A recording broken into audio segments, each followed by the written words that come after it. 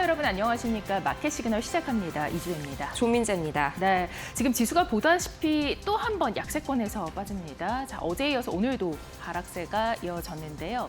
이 제롬 파월 의장이 주가가 고평가되어 있다라며 과열 공고 발언을 내놓은 데 이어서 이 엔비디아와 또 오픈 AI의 이 대규모 투자 협력 소식으로 또 한 번 이 AI의 내부 순환 구조, 그러니까 서로의 수요에 기대는 이러한 상황에 대해서 투자자들의 회의론에 부추겨지는 그런 모습이 나타났습니다. 자, 이에 따라서 오늘도 밀리는 모습이었는데요. 이 안에서 또 오라클도 상당히 빠지는 모습이 나타났죠.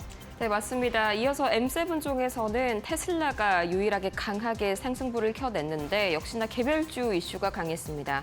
잠시 후에 자세한 이야기 만나보도록 하겠고요. 본격적으로 마켓 시그널 출발합니다.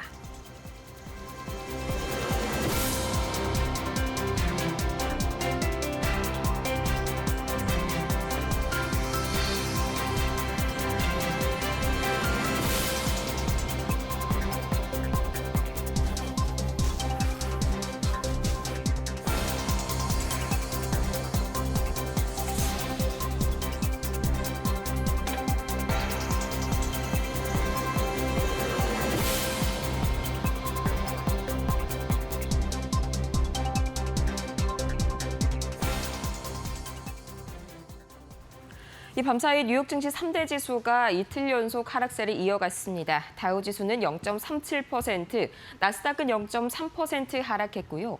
S&P 500은 0.28% 전반적으로 약보합권에서 마무리가 됐습니다.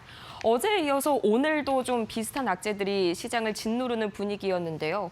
우선 전반적으로 연준 위원들의 이 발언에 조금 더 신중론이 가미되고 있고, 거기에 더해서 이 엔비디아와 오라클 그리고 이 오픈 AI를 중심으로 퍼진 AI 버블론 여전히 진정될 기미를 보이지가 않습니다. 이 밤사이에 지수를 움직인 세 가지 이슈들 가장 먼저 만나보시죠. 이 지정학적인 우려와 거기에 미정부의 셧다운 우려가 기본적으로 오늘도 시장의 불안감을 고조시켰습니다.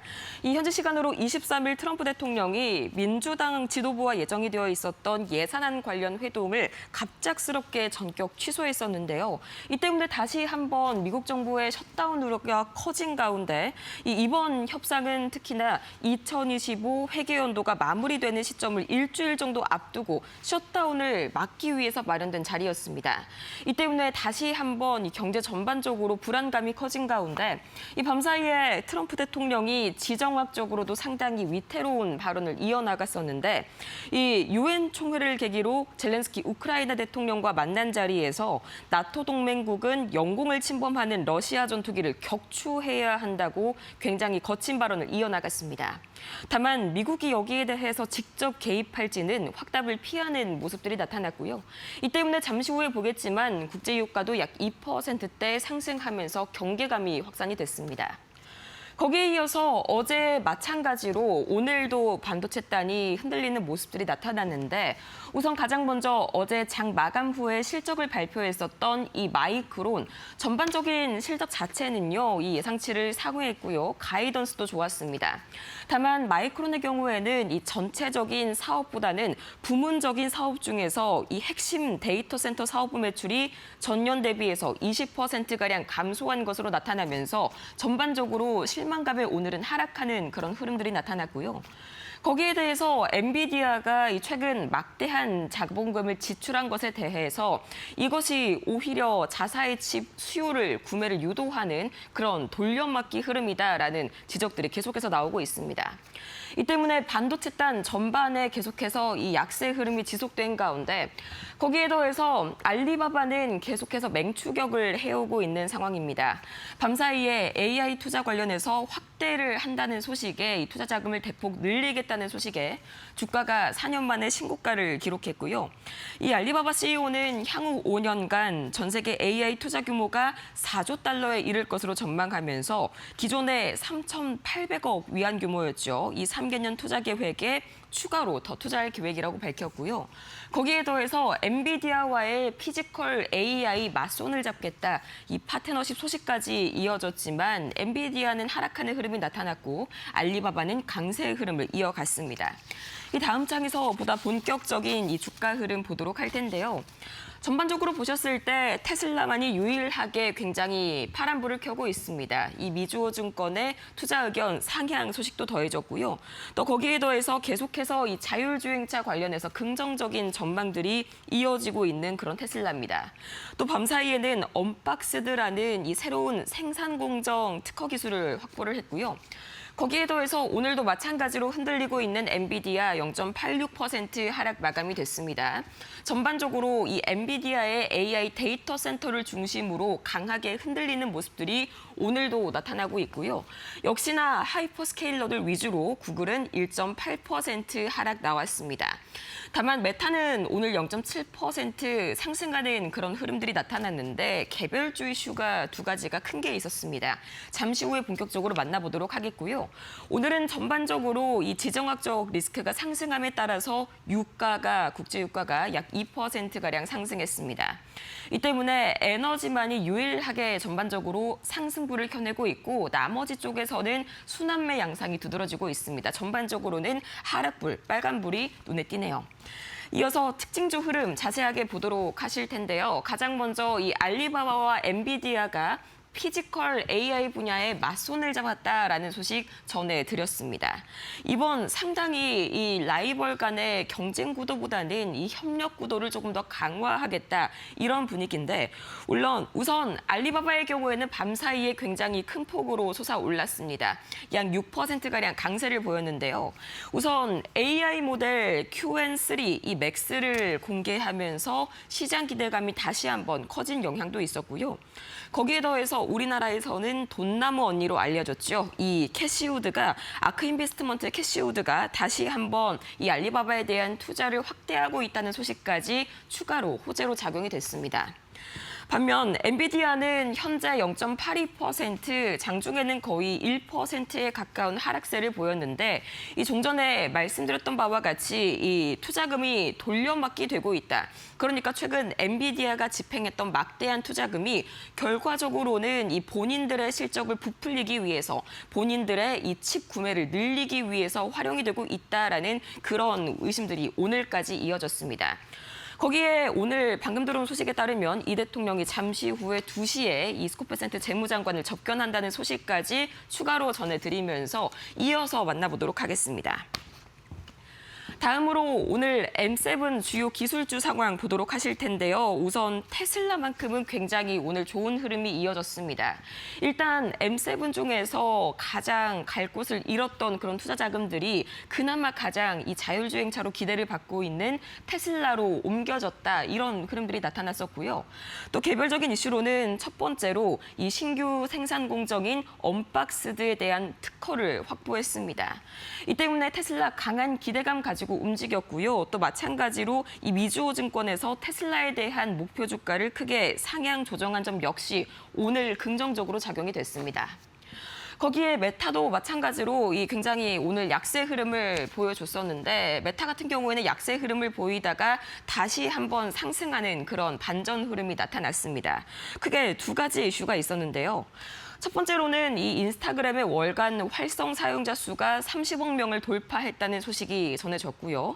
또 두 번째로는 메타의 AI 라마가 우리나라와 일본을 포함한 동맹국으로 이 서비스를 확대한다는 소식이 다시 한번 이 메타의 수익성에 기대감을 불러일으켰습니다. 반대로 이 마이크로소프트는 약 0.18% 하락했습니다. 이 엔트로픽과 파트너십 소식을 발표를 했음에도 불구하고 전반적으로 이 하이퍼스케일러들 그러니까 막대한 AI 데이터 센터 인프라에 대한 의구심이 커짐에 따라서 딱히 뚜렷한 호재가 없었던 마이크로소프트는 하락하는 흐름이 나타났고요. 이어서 추가적으로 M7 상황 이어서 보시도록 하겠습니다. 구글이 1.79%, 거의 1.8%에 달하는 하락세 보였습니다. 우선 비즈니스용 웨이모를 출시하겠다라는 그런 소식들이 이어졌는데 밤사이에 이 테슬라의 자율주행에 대해서 굉장히 긍정적인 리포트들이 많이 나오게 되면서 오히려 비교되는 그런 흐름들이 나타났습니다. 거기에 더해서 애플은 0.83% 하락했는데 이 UBS에 따르면 아이폰 17, 아이폰 17의 평균 판매 가격이 생각보다 우리가 당초 예상했던 것보다는 이 상승폭이 제한될 것이다라는 부정적인 리포트가 나왔기 때문이고요. 거기에 대해서 또 아마존도 약보합권에서 마무리가 되고 말았습니다. 이 아마존의 AI 코딩 어시스턴트인 Q 디벨로퍼, 이게 이 매출 경쟁사 대비해서 상당히 좀 부진할 것이다라는 전망들이 잇따라서 나오고 있습니다. 이 때문에 전반적으로 이 하이퍼스케일러들 하락하는 흐름들이 나타났고요. 이어서 다음 이슈 보도록 하겠습니다. 다음으로 엔비디아 파트너사, 오늘 전반적으로 굉장히 희비가 크게 엇갈리는 모습들이 나타났는데 우선 마이크론 테크놀로지 2.82% 하락했습니다. 이 좀 전에 제가 말씀드렸던 개별적인 사업 부문에 부진한 그런 영향도 있었고요. 거기에 대해서 이 HBM 시장에 있어서 앞으로 점유율을 빼앗길 것이다. 그런데 그것을 삼성전자 쪽에 빼앗길 것이다. 이런 리포트가 또 밤사이에 나왔습니다. 이 때문에 마이크론 어제 시간에서는 상당히 주가가 양호한 흐름들이 나타났는데 이렇게 이후에 분석에서 비관적인 분석들이 잇따라 나오게 되면서 오늘만큼은 하락하는 그런 흐름들이 나타났고요. 이어서 마벨 테크놀로지는 약 7%대 강세 보였습니다. 이 50억 달러 규모의 자사주 매입을 발표한 것이 호재로 작용이 된 모습이었고요. 이어서 인텔 약 6%대 상승을 보였는데 이 애플 측에 투자 요청을 할 것이다라는 그런 소식이 나왔고요. 거기에 대해서 밤사이에 이 스콧 베센트 재무장관이 이 저번 인텔 자사주 매입에 대해서 다시 한번 재확인을 하는 발언을 이어나갔습니다. 이 때문에 인텔 오늘 장중부터 강한 흐름 이어나갔고요. 종가 기준으로도 6%대 상승 보였습니다. 이어서 다음 이슈 보도록 할 텐데요. 밤사이에 이 개별주 리튬 아메리카가 굉장히 큰 폭으로 솟아올랐습니다. 약 95%가량, 장중에는 거의 장중에는 굉장히 100%를 상회하는 그런 흐름들이 나타났었는데 이 트럼프 행정부가 지분을 최대 10%가량 취득하는 방안을 추진 중이다라는 소식 이전부터 들려왔었는데 오늘 다시 한번 기사를 통해서 굉장히 윤곽이 잡히는 흐름이 나타났습니다. 이 때문에 리튬 아메리카 굉장히 강하게 현재 전략적 국가의 기업이 될 것이다라는 기대가 많고 움직이고 있고요. 거기에 더해서 이 프리포트 맥모란 이미 인도네시아 이 그라스버그 광산에서 상당히 이 큰 사고가 난 여파로 인해서 하락이 이어졌었는데 오늘도 마찬가지로 급락이 계속해서 이어지고 있습니다. 굉장히 불가항력적인 현재 타격을 입었다라고 밝히면서 이 금값과 이어서 관련된 이 귀금속 가격에도 영향을 미쳤고요. 거기에 더해서 유니큐어는 밤사이에 200% 이상 솟아올랐습니다. 이 헌팅턴병에 대해서 유전자 치료제 임상이 굉장히 성공적으로 마무리됐다는 소식까지 다시 한번 오늘 우리 시장에서 관련주들, 특히 유전자 치료제 관련주들 큰 폭으로 움직일 가능성 기대가 모이고 있습니다. 이어서 이 매크로 지표 이슈들 살펴보도록 하겠습니다. 밤사이에 국제유가는 큰 폭으로 다시 한번 올라갔습니다. 2%가량 상승하면서 어느새 이 WTI 기준으로 배럴당 65달러 선을 현재 넘어보고 있는 이런 WTI인데요. 우선 미국의 원유 재고가 예상과 달리 감소했다는 소식도 전해졌고요. 또 밤사이에 트럼프 대통령이 굉장히 지정학적으로 위태로운 발언을 이어나갔다. 오프닝 때 말씀을 드렸었죠. 이 러시아에 대해서 강경 발언을 쏟아냄과 동시에 또 러시아 측에서는 우크라이나 드론 공격 이후에 디젤 수출을 제한할 수 있다라는 가능성을 시사하면서 다시 한번 공급 우려가 부각이 됐습니다. 거기에 더해서 원달러 환율도 1,400원 선을 넘어서고 말았습니다. 10원 가까이 올라서고 말았는데요. 밤사이에 또다시 강달러 기조가 이어졌습니다. 이 신규 주택 판매가 굉장히 견조하게 나왔는데 이 때문에 달러가 강세를 보이면서 반대로 이 원화는 상대적으로 약세 보이는 흐름 나타났습니다. 거기에 이어서 비트코인은 밤사이에 1.7% 다시 한번 큰 폭으로 상승했는데 우선 밤사이에 클래리티 법안이 드디어 통과가 됐습니다.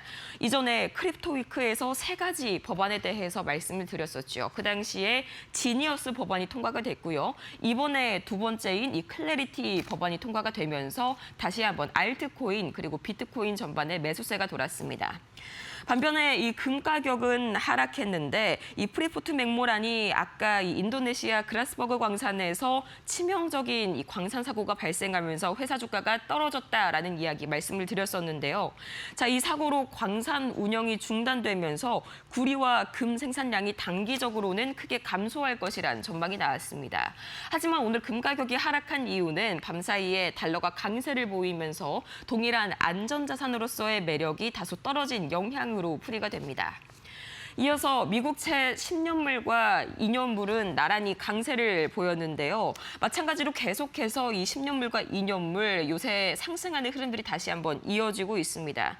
이 지난주까지만 하더라도 굉장히 시장에 이 금리 인하의 우호적인 그런 스탠스를 보였었는데 최근 이 파월 의장의 발언에서도 그렇고요. 또 연이어지는 연준 위원들의 발언에서도 다시 한번 이 금리 인하 신중론이 대두되면서 이 미국채는 반등하는 흐름들이 이어지고 있습니다. 그럼 이어서 이 밤사이에 과연 이 뉴욕 증시의 현장 분위기는 어떻게 흘러가는지 바로 이 김장열 유니스토리 자산운용 본부장과 함께 이야기 나눠보겠습니다. 안녕하세요. 네, 안녕하십니까. 네, 밤사이에 뉴욕 증시 역시나 2거래일 연속 하락했는데 어제와 악재가 비슷했습니다. 우선 전반적으로 이 금리 인하에 대해서 신중론도 부각이 됐고요. AI 거품론 이만하면 좀 종식이 될 줄 알았는데 아직까지 좀 시장의 발목을 붙잡는 분위기입니다. 현장에서는 어떻게 보실까요? 네, 일단은 전반적으로는 차익 실현의 욕구가 높은 상태에서 전일 있었던 파월의 주가에 대한 코멘트 내지는 그 금리 인하에 대한 코멘트, 사실은요 금리 인하에 대한 코멘트는 특별히 보수적이거나 특별히 뭐 앞서거나 한 게 없었습니다.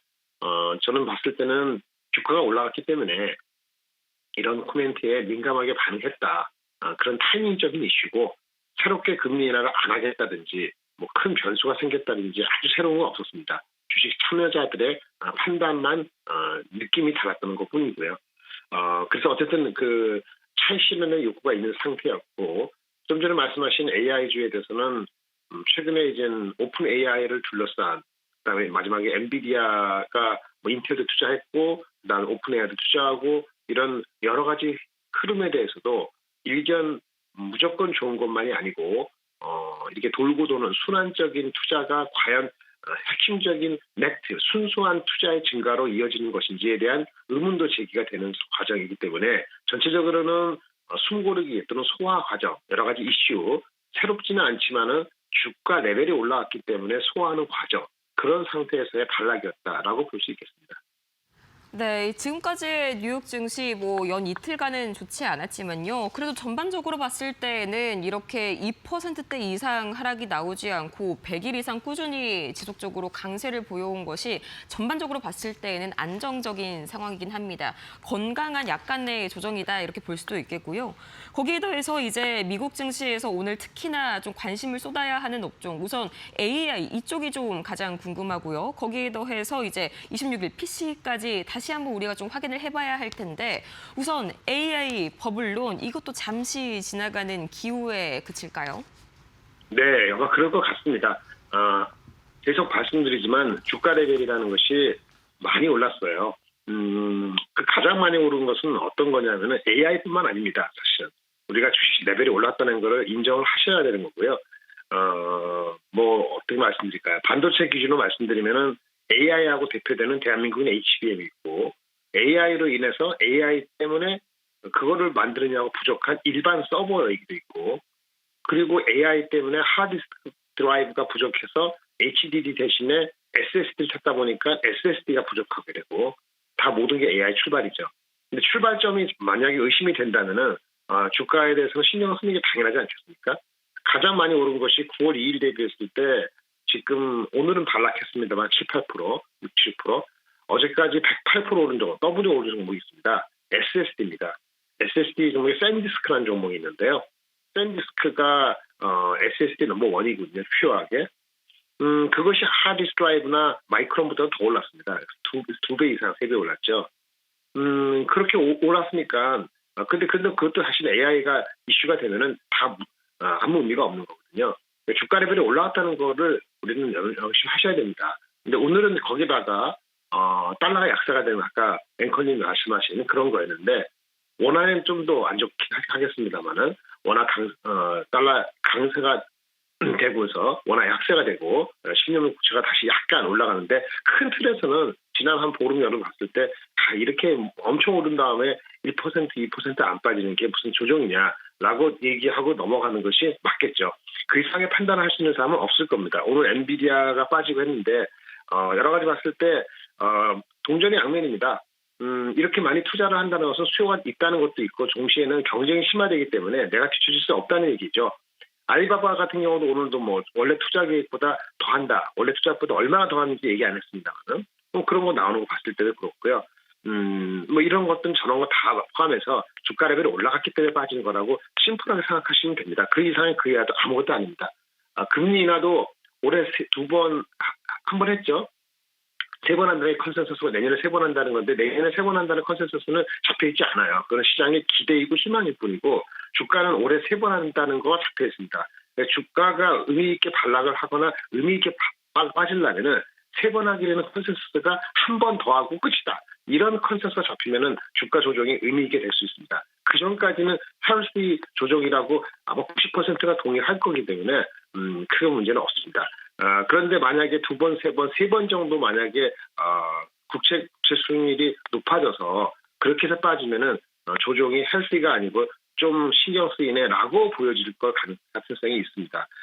그런 것에 대해서 우리가 경계를 안 할 수 없는 건 달러가 강세이고 약세이고 하지만 달러 약세가 안 되고 있죠.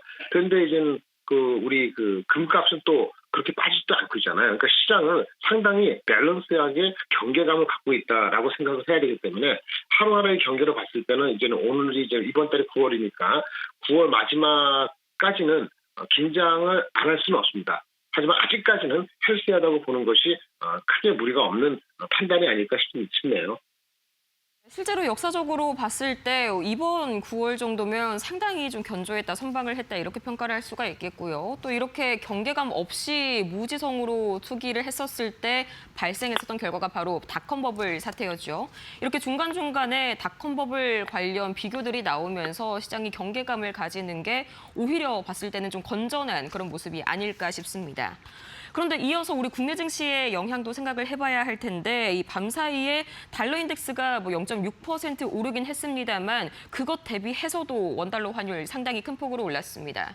지금 10원 가까이 오르면서 거의 1,400원을 막 돌파를 했는데 이렇게까지 원화가 약세를 보이는 특별한 이유가 있을까요? 당연한 겁니다. 당연한 거예요. 달러가 약세가 금방 안 된다고 말씀을 드렸는데 미국이 유럽이나 중국이나 다른 나라보다 좋다. 물론 한국보다 좋다. 경제가 좋다고 나오잖아요.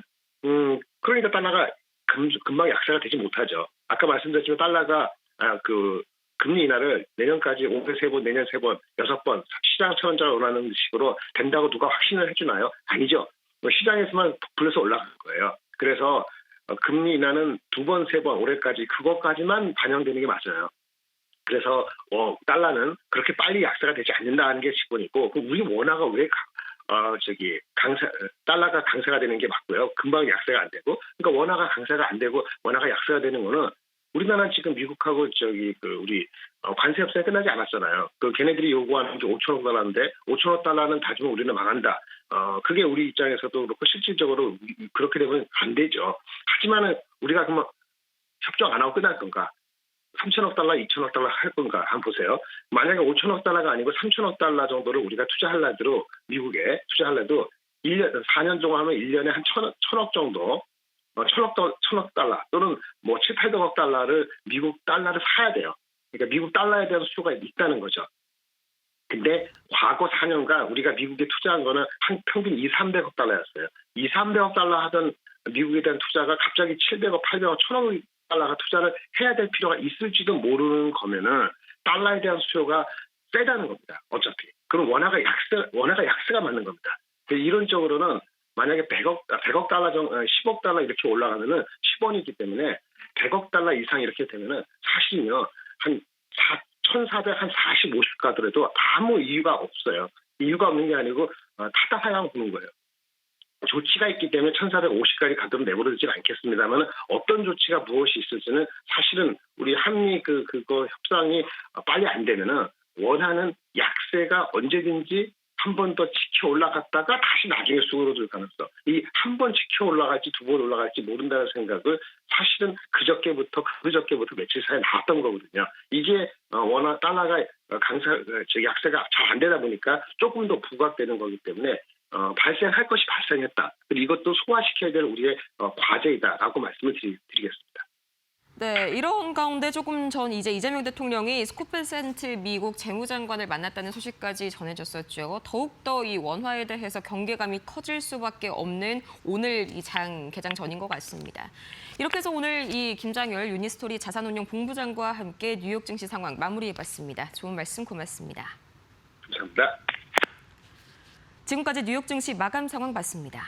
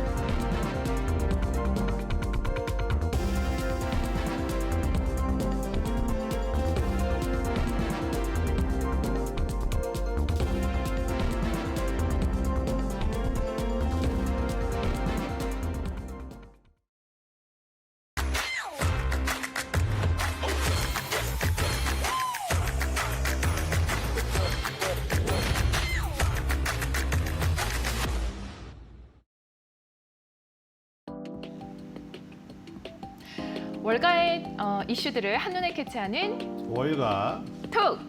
네, 오늘도 출발을 해보도록 하겠습니다. 자, 지금 사실 제가 웃는 게 아닙니다. 월요일에 사상 최고치를 경신을 했지만 지금 이틀 연속해서 주가가 밀리고 있는 상황입니다. 증시가 지금 약세권에서 또 지난 밤에 마무리가 됐는데 오늘도 여러 가지 이슈들이 있죠, 위원님? 네, 어떤 것부터 알아볼까요? 네, 오늘 첫 번째 이슈를 먼저 알아보도록 하겠습니다. 자, 첫 번째 얘기해볼 주제는 알리바바입니다. 알리바바가 AI 인프라 지출 확대와 함께 엔비디아와의 협력을 발표했습니다. 이 소식에 힘입어서 알리바바 주가는 9% 넘게 급등하며 장중에 4년 만에 최고치를 기록했습니다. 알리바바는 자사 AI 플랫폼 파이에 엔비디아의 피지컬 AI 소프트웨어를 통합합니다. 이를 통해서 로봇 학습, 시뮬레이션, 자율주행 보조 등 개발 주기를 단축할 계획입니다. 우유밍 알리바바 CEO는 AI 발전 속도가 예상보다 빠르다며 기존 3,800억 위안 규모의 투자 계획을 넘어 더 지출을 하겠다라고 밝혔습니다. 또한 AI 발전이 결국 초인공지능 시대로 나아갈 것이라 전망했으며 2032년까지 데이터 센터 에너지 소비량을 10배 늘려서 대응하겠다는 구상도 제시했습니다. 뿐만 아니라 알리바바는 신규 초거대 언어 모델 QN3 맥스를 공개했는데요.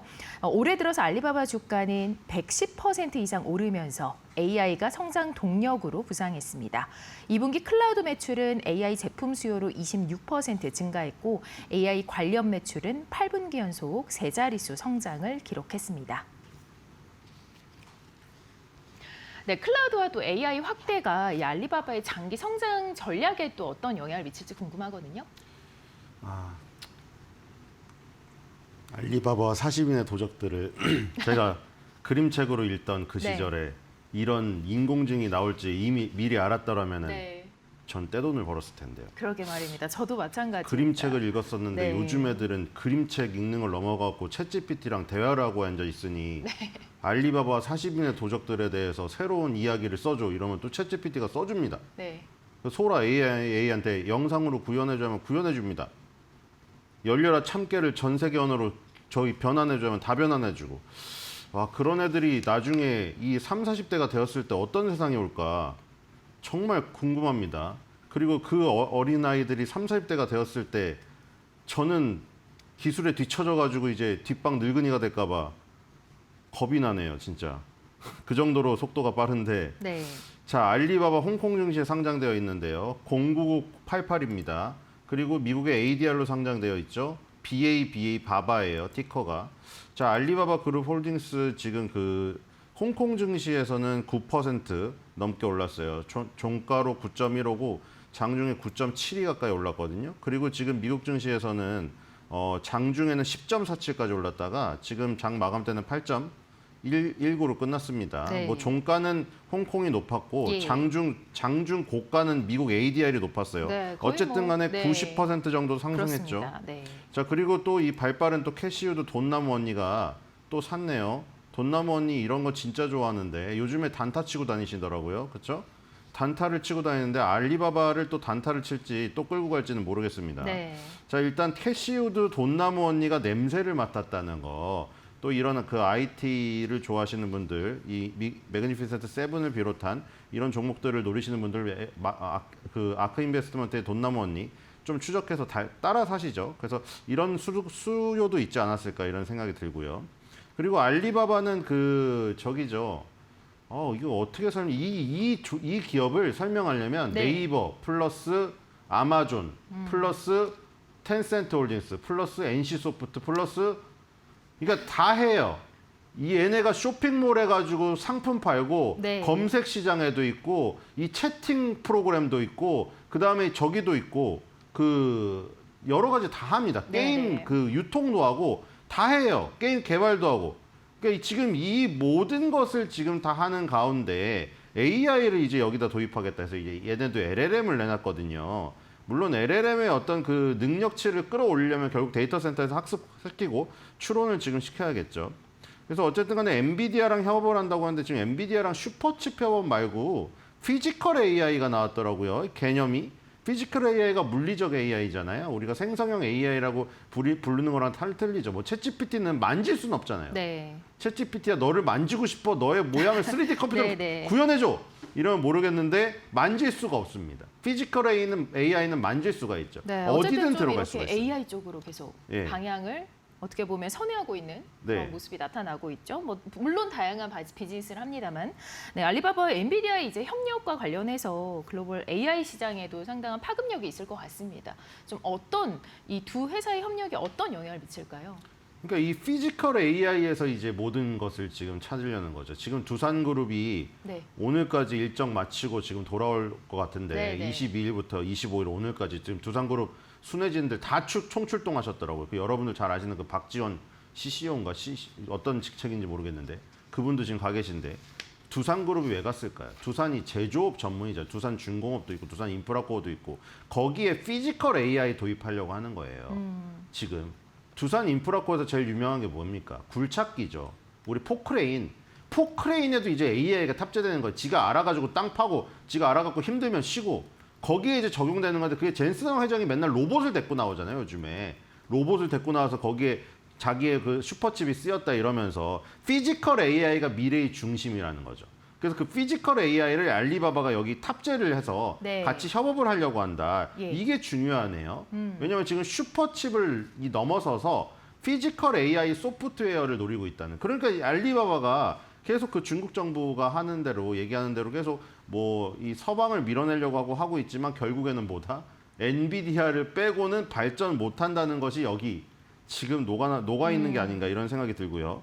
관련 산업의 발전 속도와 AI 인프라 수요가 우리 예상을 훨씬 뛰어넘는다고 우육민 알리바바 최고 경영자가 항저우 개발자 컨퍼런스에서 얘기를 했습니다. 예. 그러니까 이 너무 발전 속도가 빠른 나머지 지금 뭐 엔비디아를 배척하거나 우리끼리 자국 굴기를 가져가겠다 이럴 시간이 없어요. 네, 네. 그냥 전 세계 어떤 요소를 모두 다 포함해서 뭘 중국 정부가 얼마나 반대할지 모르겠으나 지금 어쨌든 그런 분위기도 좀 화해되고 있고 엔비디아의 협업은 계속된다.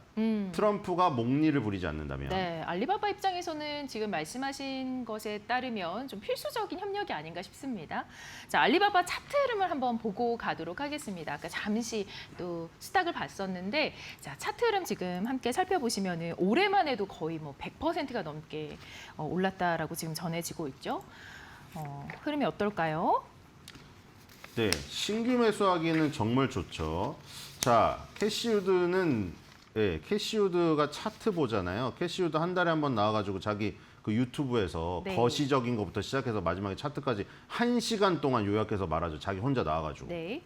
거기서 보시면 기술적인 타점 찍고 들어갑니다.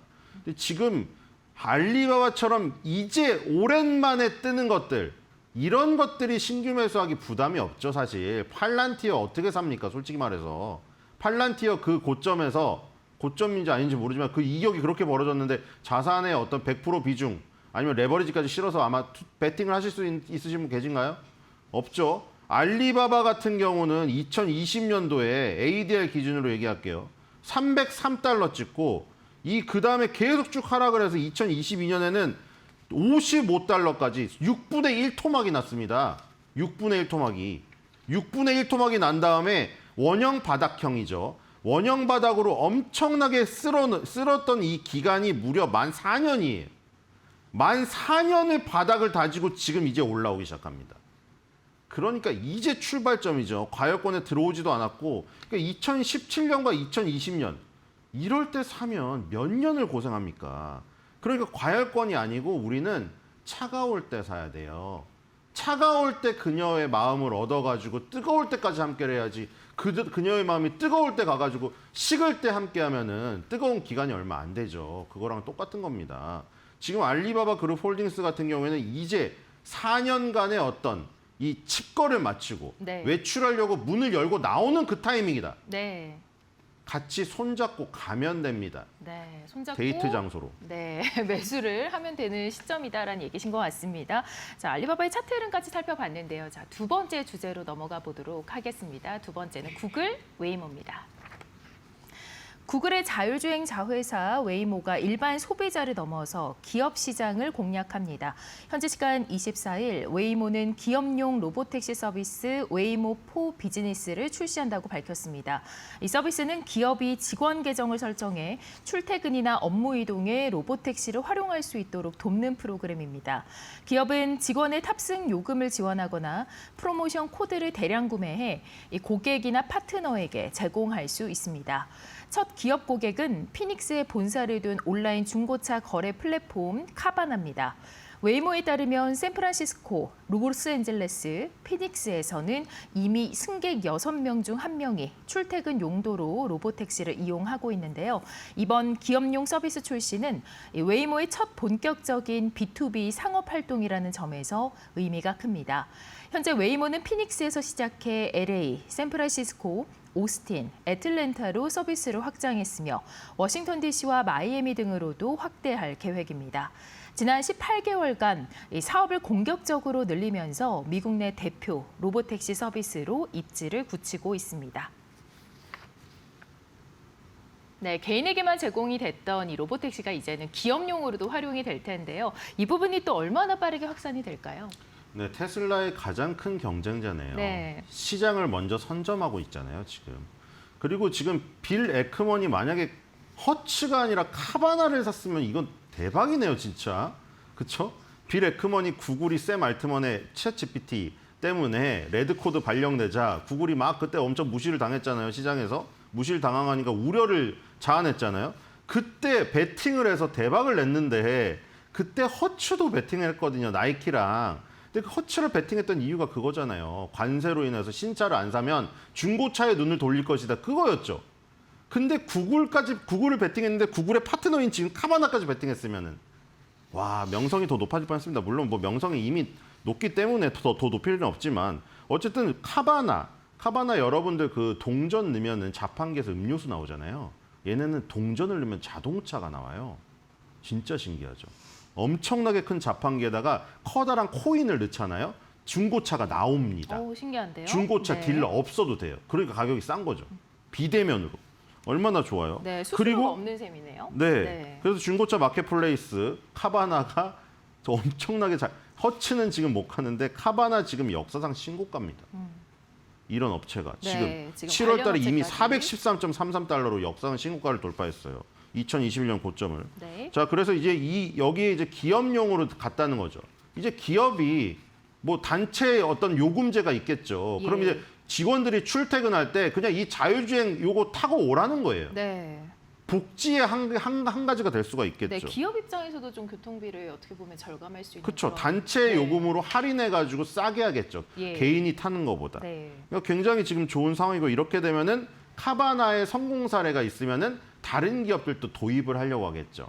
그럼 이제 개인이 이제 부르는 웨이모를 하나씩 타는 것보다 웨이모는 한 번에 대량 계약을 찍어낼 수가 있겠죠. 네. 예를 들어서 아마존이나 뭐 이런 데서 와가지고 우리 저기 전 세계에 있는 무슨 뭐 한 수만 명, 수십만 명의 지금 이 고객들 저기 직원들을 대상으로 하자 뭐 이래버리면 한 번에 몇십만 명의 이 고객을 얻는 겁니까? 네. 어떻게 그러니까 어쨌든 보면은 지금- 웨이모는 이미 벌써 선점해나가고 있다 시장을.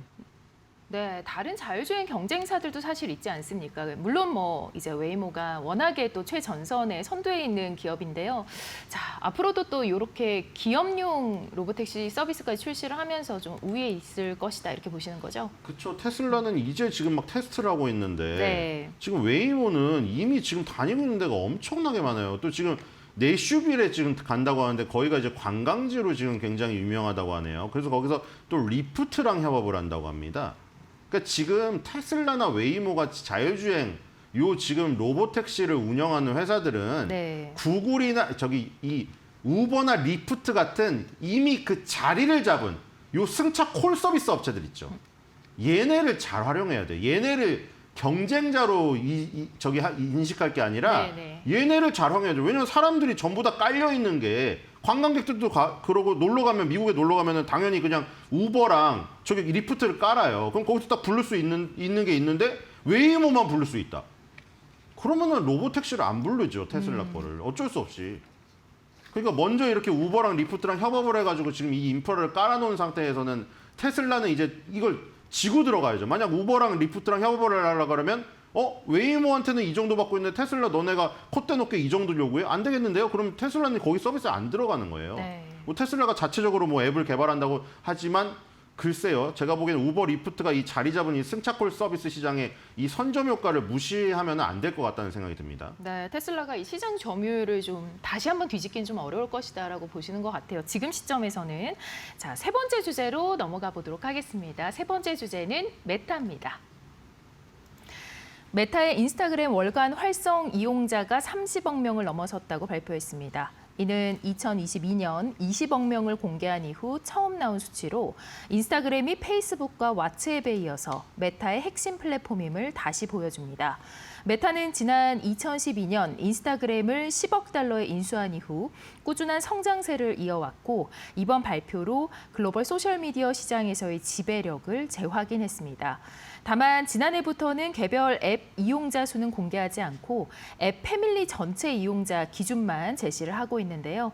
최근 집계에 따르면 메타 앱의 하루 이용자는 34억 8천만 명에 달합니다. 월가에서는 이번 성과에 대해서 긍정적인 평가를 내놓았습니다. 애널리스트 46명이 강력 매수 의견을 유지했고 평균 목표가는 873달러로 현재 주가 대비 약 15% 상승 여력이 있다는 분석입니다. 네, 인스타그램 사용하시나요? 네. 네, 인스타그램을 안 사용하는 사람 찾기가 어렵습니다. 한국에서도. 자, 그만큼 지금 인스타그램 성장세가 엄청난데 앞으로도 계속해서 이렇게 올라갈 수 있을까요? 그렇죠. 이 메타는 지금 이게 덤 전략인데 덤 전략 뭐 그거예요. 우리 올리브영 가가지고 1+1, 2+1 해가지고 주는 거 네. 그거 붙여주는 것 때문에 하나 살 거를 두 개를 사요. 2+1 그것 때문에 지금 이게 약간 그런 개념이거든요. 페이스북이 처음에 사용자 이게 페이스북이 사실 기반이 됐죠. 페이스북이 기반이 되었었는데 페이스북이 막 긴 글을 써야 되고 좀 불편해가지고 그 당시에 트위터에 눌리기 시작했단 말이죠. 근데 그때 인스타그램이 나오면서 굉장히 사진 한 장이랑 요 간단한 해시태그 하나로 표현할 수 있어서 거기서 많이 몰아갔는데 그걸 샀단 말이에요. 네. 그리고 요즘에 또 뭐가 뜹니까? 요즘 무슨 시대예요? 스레드의 시대예요. 지금 솔직히 저는 적응 못 하겠던데 가갖고 맨날 무슨 거기서 거기는 거기 나름의 또 문화가 스레드는 있더라고요. 무조건 반말 써야 돼요. 맞습니다. 그 반말 써야 돼가지고 맨날 그거 팔로우 늘리려고 하루 종일 전 정신이 너무 없더라고요 그게. 네. 계속 가서 댓글 달아줘야 되고 그걸 해줘야 돼요. 안 그러면은 거기서 저기로 배신자로 찍히거든요. 또 어쨌든 그렇게 하고 있는데 스레드가 지금 또 어마어마하게 뜨고 있다. 근데 그거 어떻게 뜨고 있냐면은 인스타그램 사용자 기반으로 뜨고 있어요.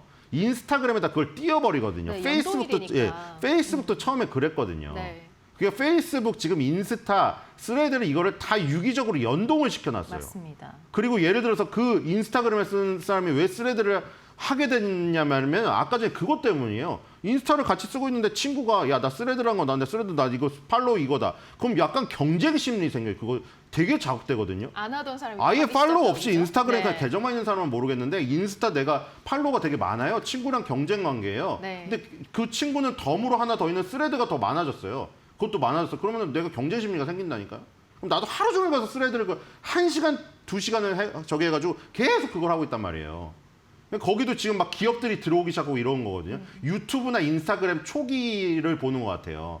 그 초기에 이제 개인 사용자가 많았다가 나중에 막 기업 연예인 다 들어오죠. 네. 지금 스레드가 그 초창기예요, 지금. 기업 연예인들이 아직 안 들어온 시장이란 말이에요. 네. 그러니까 거기가 들어오고 나중에 광고도 엄청나게 붙기 시작하겠죠. 그럼 그 다음에 또 그렇게 된 포화 상태 가면 스레드 말고 또 만들 거예요. 그러니까 이걸 계속 만들어서 확장해서 막 포도알처럼 늘리는 전략이거든요. 네, 이 메타의 어떻게 보면 플랫폼 전략은 엄청나다고 저는 생각이 듭니다. 자, 메타 차트 흐름 한번 봐주시죠.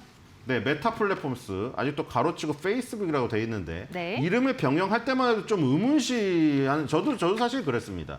저도 사실 저 그 한 명 중에 여러 명 중에 한 명인데 페이스북을 메타로 바꿔서 무슨 메타 시대에 대비하고 있을 때 저는 회의적으로 봤습니다. 죄송합니다. 저커버그한테 감히 그 해안을 지금 제가 회의적으로 봐서 자 이름 바꾸고 나서 성공할까 싶었지만 그 당시에 2021년도 고점이었던 382.2 이 정도 가격 여기로부터도 지금 2배가 올랐어요. 네. 어마어마하죠. 그리고 트럼프 시대 들어서 갖고 저커버가 그때 대척점에 있으면서 뭐 저커버 감옥 보내버려야 된다고 했잖아요. 트럼프가. 근데 감옥은커녕 지금 오히려 머스크보다 더 친해지려고 하고 있는 것 같고 주가는 승승장구하면서 $800 근처까지 갔습니다. 796.25. 네. 자 여기 보시면은 이 RSI 기준으로 이 여기 과열권에 지금 들어가 있죠. 물론 그런 부분도 생각하셔야 돼요. 2018년 그다음에 2021년도 보면은 그 과열권에 접어들었을 때 고점에 샀으면은 굉장히 고생을 오래 하게 됩니다. 지금 같은 경우도 지금 과열권에 접어들어 있기 때문에 신금에서는 부담스럽죠. 아까 말한 대로 알리바바는 이제 새싹인 반면에 여기는 이제 꽃이 완전 펴가지고 사람들이 감상하고 있는 단계예요. 지금. 그러니까 꽃이 완전 펴서 감상하고 사진 찍는다는 거는 꽃이 지고 시들 수도 있다는 거예요. 네. 신규 매수는 좀 부담스럽다는 신규 얘기죠? 매수는 네. 부담스럽지만 메타 플랫폼스는 좀 다른 게 팔란티어랑 다른 게 팔란티어처럼 가파르게 과격하게 오르진 않았다는 거죠. 그러니까 이렇게 야금야금 계단식으로 오르면 계속해서 과열권을 유지하면서 꾸준히 계단식으로 오르는 경향이 있거든요. 근데 팔란티어처럼 순식간에 소진해버리면은 이거 보세요. 팔란티어가 이렇게 됐거든요. 이렇게 소진시켜버리면은 급락이 나올 가능성도 있다는 것이죠. 근데 메타 플랫폼스 보세요. 그러니까 그거죠. 냄비냐 가마솥이냐의 차이예요, 이게. 가마솥처럼 이 조금씩 열을 가하면서 꾸준히 지금 데펴주느냐 차이인데 가마솥에 해당되는 게 메타다. 네. 이렇게 보시면 될 것 같습니다. 네. 자, 이제 다음 주제로 한번 넘어가 보도록 하겠습니다. 다음 주제는 테슬라입니다. 유럽 전역에서 테슬라 판매가 다시금 힘을 얻고 있습니다. 9월 15일부터 21일까지 단 일주일 동안 유럽 10개 주요 시장에서 5,500대가 등록이 됐는데요.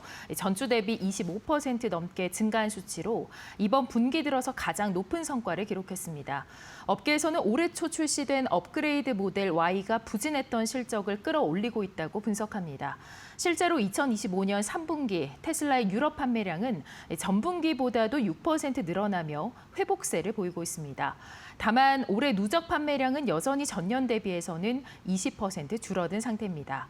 국가별로 보면 노르웨이는 3분기 성적이 이미 작년 수준에 도달해 사상 최대 실적을 기록할 전망이고 반면 스웨덴은 파업 여파 등으로 판매가 뚜렷하게 줄어든 모습입니다. 결국 시장의 관심은 이번 분기 마감까지 테슬라가 반등세를 이어갈 수 있을지 또 지난해와의 격차를 얼마나 좁힐 수 있을지에 쏠리고 있습니다.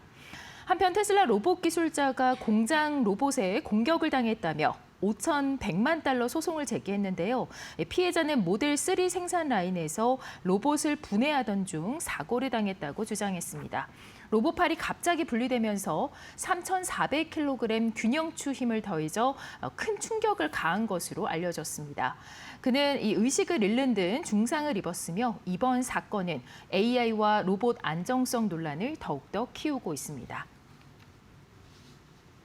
네, 일단 유럽 판매와 관련해서 테슬라의 유럽 반등세 사실 좀 주춤했다가 다시 올라온 거거든요. 앞으로는 어떻게 될까요? 네, 올라왔지만 유럽이 연간 기준으로 37% 감소한 실적을 기록할 것이라는 충격적인 지금 판단이 나오고 있죠. 40%가 깎인 겁니다. 자, 그리고 미국도 3분기에 잠깐 늘어난 것이 미국 내 세금 공제가 종료되잖아요. 그걸 앞두고 그냥 산 거죠. 그러니까 미국, 유럽이 다 지금 좋지 않고 유럽이 지금 계속 안 좋을 수밖에 없는 거는 지금 나치를 지지하기 때문에 아시다시피 유럽에는 독일이 있습니다. 근데 거기에 나치주의의 어떤 피해를 봤던 세계 2차 대전 때 그분들이 아직도 살아 계시고 굉장히 여론이 좋지 않거든요. 그러니까 테슬라 그 Y 막 모델 이런 거 다 불태우고 있지 않습니까? 극우 정당을 지지하고 대표적으로 지지하면서 이 뒤에서 지원까지 하는 머스크이기 때문에 그런 것을 완전 철회하지 않는 한, 그리고 철회한다고 하더라도 이미 한 행동이 있기 때문에 유럽에서 그런 부분 때문에 심정적으로 지금 뭐 저기 다시 테슬라로 돌아서기는 어렵다고 생각이 됩니다. 그럼에도 불구하고 미지오 증권에서 테슬라 목표가 375달러에서 450달러로 상향했거든요.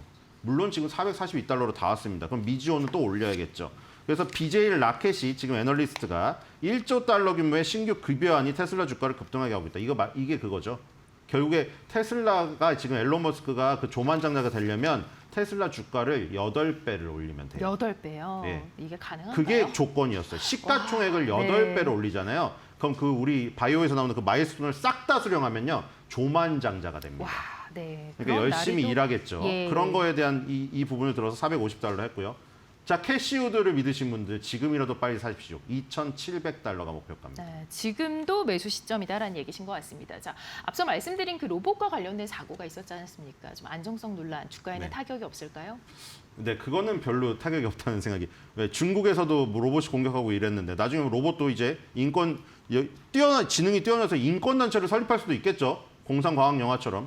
하지만 지금은 시기상조라는 생각이 들고요. 네. 네, 그런 소송은 계속 있을 겁니다. 네, 소송은 또 주가에는 타격이 없을 것으로 전망을 해주셨습니다. 자, 매크로부터 종목까지 월가 트렌드 자세하게 알아봤습니다. 월가 토크 여기서 마무리하겠습니다.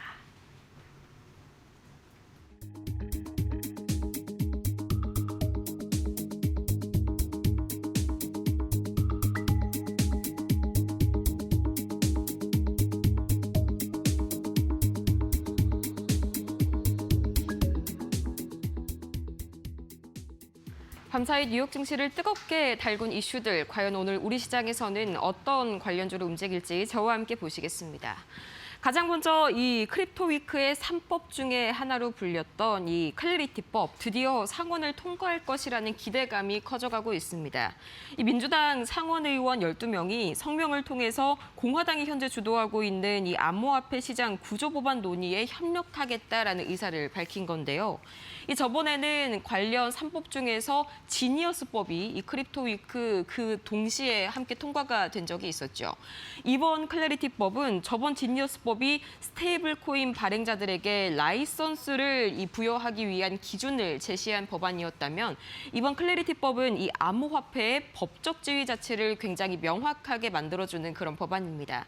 이 유동성 확대를 분명히 촉진을 할 수가 있는 움직임이고요.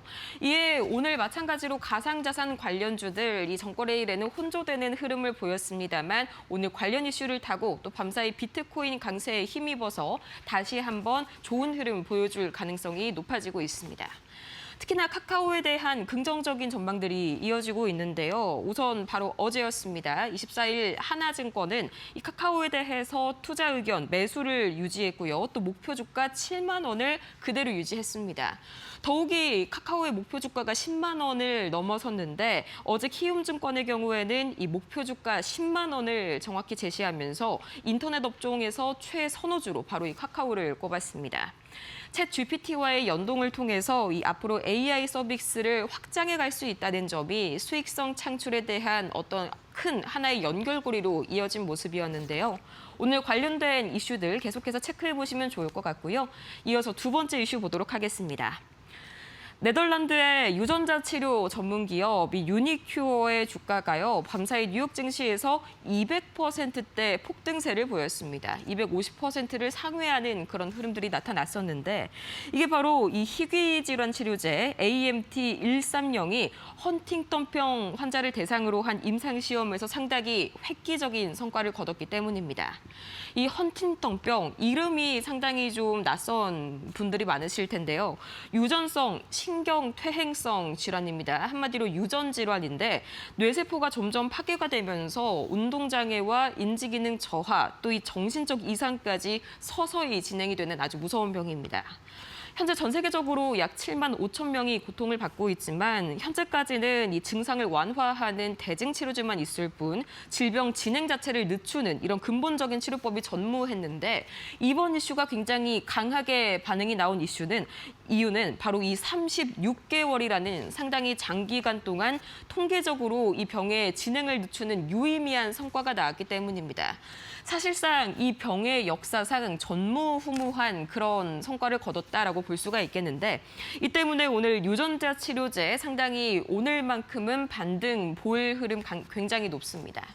가장 먼저 이 제넥신이 전거래일 굉장히 큰 폭으로 하락을 했습니다. 약 7%대 급락이 나왔는데, 이 시비 관련 이슈가 있었습니다. 이 제넥신이 어제 194억 원 규모의 전환사채를 발행하겠다. 이 발행 목적은 운영자금 조달이다라고 밝혔는데, 이 시장의 분위기는 썩 좋지가 못했습니다. 거기에 이어서 ST팜은 전거래일 약 1%대 전반적으로 이 코스닥 바이오들이 흔들리는 모습들이 좀 나타났었는데, ST팜은 반대로 다시 한번 좀 기대감을 현재 시장에서 모아주고 있습니다. ST팜이 현재 개발 중인 HIV 치료제 STP 영사가 곧 세계 석학들이 모인 자리에서 공개될 예정이기 때문인데요. 어제 사측에 따르면 이 내달 19일부터 22일 동안 미국 애틀랜타에서 열릴 이 감염병 분야의 최고 권위 학회 아이디위크 2025에서 관련된 초록과 이 구두 발표가 이어질 예정이라고 합니다. 추가적으로 이슈 맞춰서 체크해 보시면 좋을 것 같고요. 이어서 다음 이슈 보도록 하겠습니다. 중국 정부가 계속해서 이 내수 진작 그리고 경기 부양을 위한 노력들을 쏟아내고 있는 가운데, 또 바로 어제에는 이 디지털 소비를 대대적으로 발전시키기 위한 새로운 정책 지침을 발표했습니다. 엄청난 규모의 내수 시장을 활용해서 이 경기를 크게 다시 한번 부양을 시키겠다는 건데, 이 때문에 다시 한번 2분기 당시에 외면을 받았었던 이 화장품주들, 중국 소비주 쪽에서도 특히나 이 밸류가 현재 낮게 형성이 되어 있는 만큼 오늘 기대감에 움직일 가능성 굉장히 높습니다. 특히나 굉장히 이 화장품주들 이 수출 측면에서 견조한 뉴스들이 이어졌었죠. 마찬가지로 이 오늘 관련 중국 소식을 타고 그리고 한한령 해제 기대감까지 함께 안고 추가적인 상승 이어나갈 수 있을지 확인해 보시면 좋을 것 같습니다. 지금까지 세 가지 이슈 만나봤습니다.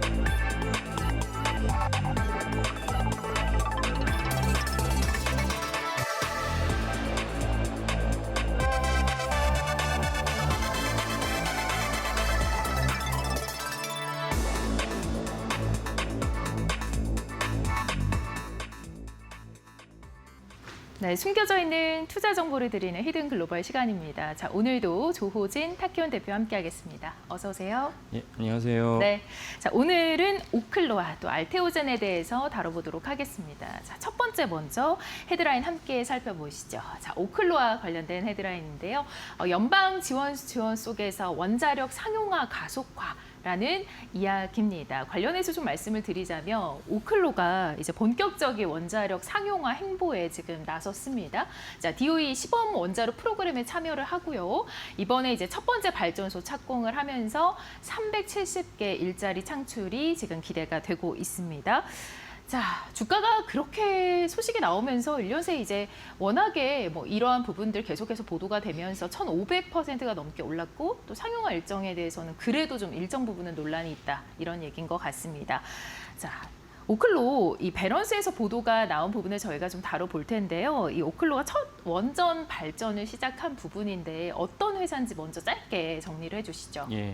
오클로가 이제 가진 상징적 의미는 우리가 보통 이제 핵이라고 하면은 사람이 인위적으로 만들었다 생각하는데 자연에서도 이제 핵 분열이 가능하다는 것이 아프리카에서 발견이 됐습니다. 네. 그 지역이 오클로여가지고 사명을 따왔습니다. 네. 그래서 오클로는 그런 맥락에서 시작을 했는데 2013년도 MIT 대학원생들이 새로운 차원에서 한 70메가 정도의 좀 다르지만 작지만 그런 이제 원전을 한번 해보자라고 해서 시작을 했고 미국은 이제 아이디어가 괜찮으면 이제 투자가 자연스럽게 이루어지니까 급기야 이제 또 트럼프 정부가 들어서면서 원전 붐에 대해서 아까 말씀하신 대로 이제 주가가 무려 1,500%. 그러니까 스타트업인데 이게 단순한 아이디어가 아니고 진짜 뭐가 되나 보다. 이러니까 이제 주가도 많이 올랐다 이렇게 이해하시면 되겠습니다. 그래서 오늘 이제 다루려는 뉴스는 아이다호에다가 실제 토지를 갖다가 팠고 토지를 파서 건물을 이제 올리려고 한다. 이런 맥락에서 이제 이제 실현화 되나 보다, 실체화가 있나 보다라고 이제 보시면 좋겠습니다. 네, 아니 뭐 이렇게 갑자기 오른 종목이라고 생각하시는 분들 있으실 것 같은데 2013년이면 12년 전입니다. 예, 자, 예. 그때부터 어떻게 보면은 계속해서 이렇게 노력을 해온 기업이 아닌가 싶은데 이 오클로가 기존 원전 발전과 좀 다른 점이 있다고요? 예, 예.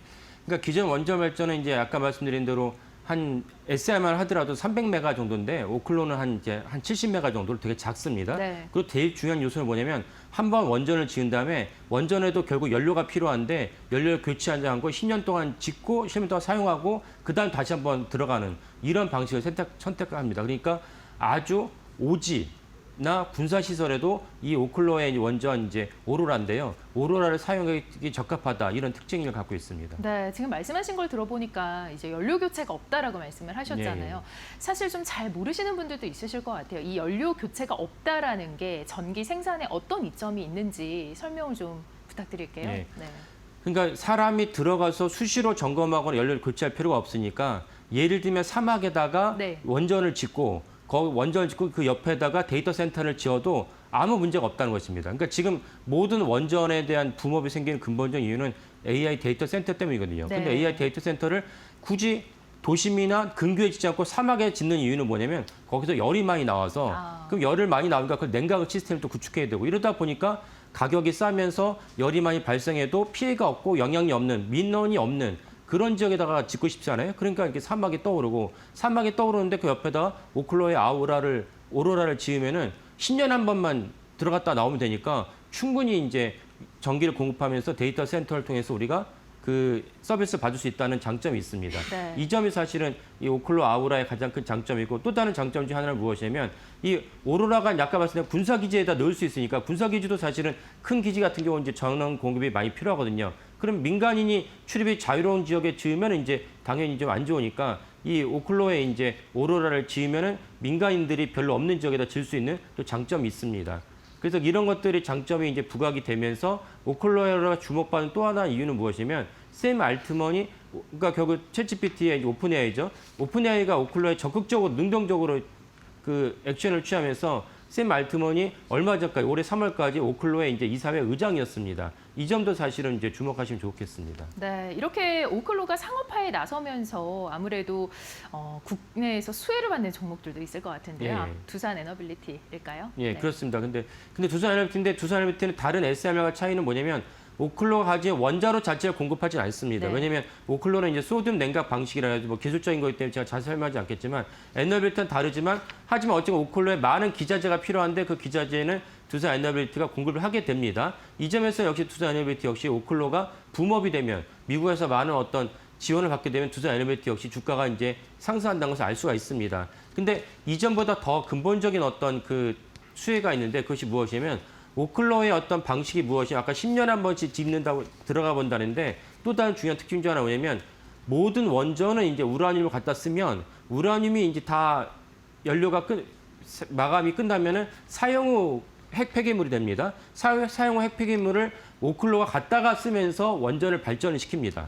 그러다 보니까 그 전 세계에서 원전을 갖다 거부하고 원전 물러가라고 하는 중요한 목소리 중 하나가 이 사용 후 핵 폐기물 때문에 우리의 후손들이 환경이 오염되지 않느냐 이런 어떤 지적이 있는데 사실 오클로는 사용 후 핵 폐기물 갖고 다시 한번 발전을 하니까 엄청난 기술인 거죠. 이 때문에 사실은 오클로가 세계 곳곳에서 만약에 이제 실제적으로 발전을 하게 된다면 원전에 대한 거부감이 줄어들고 원전에 대한 거부감이 줄면은 결국 세계 곳곳에서 원전을 짓게 되고 그러면 자연스럽게 두산 에너빌리티에 또 다른 중요한 어떤 판로가 뚫린다 이렇게 이해하시면 되겠습니다. 네, 워낙에 장점이 많은 오클로기 때문에 연동되는 두산 에너빌리티가 아무래도 수혜를 받을 가능성이 높겠습니다. 예. 오클로의 향후 성과를 좀 지켜봐야 될 것 같습니다. 자, 다음으로는 알테오젠 관련된 소식을 한번 보도록 하겠습니다. 먼저 헤드라인 함께 보시죠. 자, 알테오젠 UBS 매도 보고서의 반박이라는 헤드라인을 가져왔습니다. 자, 두 번째 글로벌 기사 로이터 통신의 알테오젠 관련 보도인데요.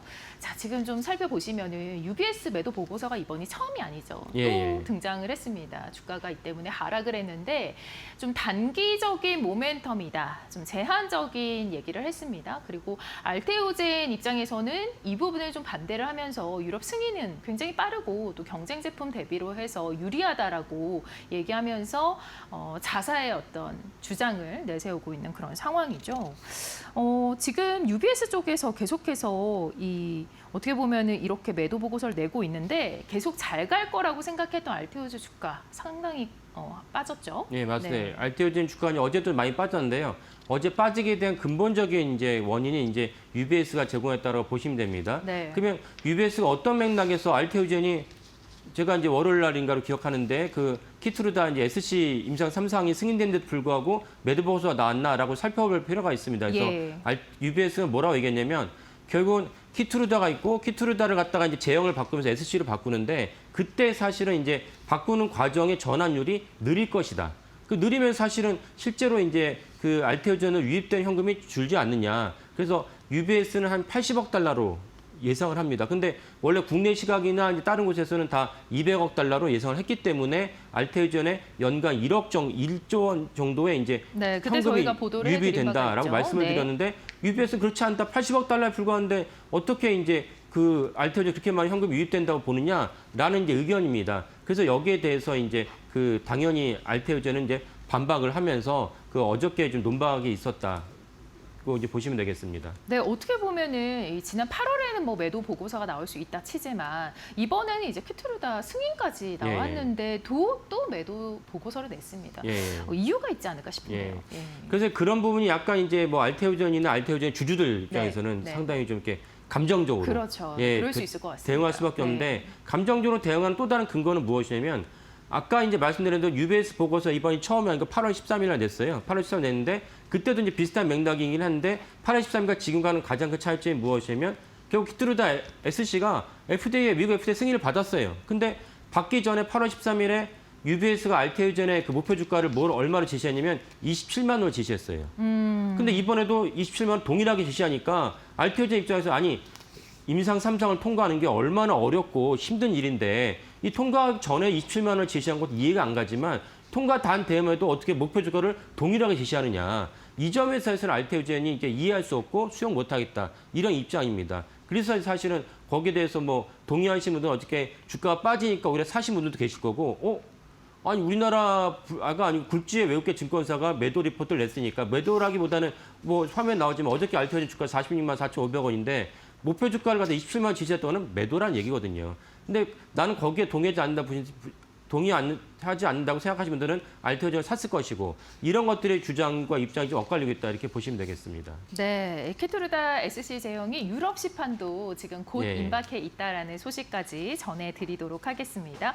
자, UBS 매도 보고서로 인해서 주가가 지금은 또 단기적으로 또 하락을 했지만 앞으로의 이 알테오젠의 긍정적인 전망 기대를 해보도록 하겠습니다. 자, 지금까지 조우진 타키온 대표와 함께했습니다. 고맙습니다. 예, 감사합니다. 네, 외신의 시각에서 한국 기업들 조망해보는 히든글로벌 시간 오늘 여기서 마무리하고요. 내일 다시 찾아오도록 하겠습니다.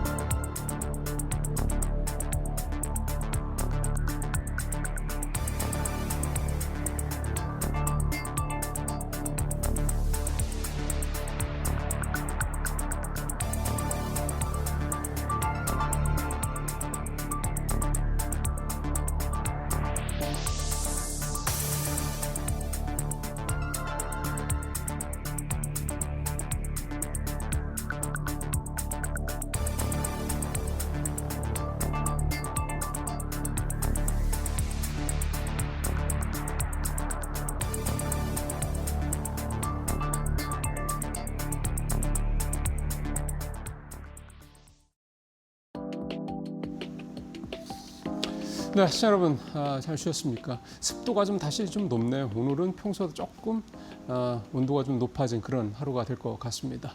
자, 9월 25일 목요일 이데일리 신문 얘기 좀 해보죠. 오늘 반도체 얘기를 좀 여러 개를 준비를 했습니다. 지금 반도체가 사실 어제도 나쁘지는 않았는데 조금 탄력이 줄어들었죠. 그래서 반도체 관련 얘기들은 집중해서 좀 여러분들께서 판단하시는데 도움이 될 만한 내용들을 좀 준비를 했습니다. 첫 번째, 일단은 HBM이 지금 핵심이죠. 반도체 관련해서는 국내 얘기입니다. HBM의 이제 시장 점유율 조사 결과가 이제 최신판이 나왔습니다. 보시죠. SK하이닉스가 62%고 삼성이 17%, 마이크론이 21%입니다. 원래는 SK하이닉스, 삼성, 마이크론 순인데 순위가 2, 3위가 바뀌었죠. 이제 마이크론이 2위로 올라왔고요.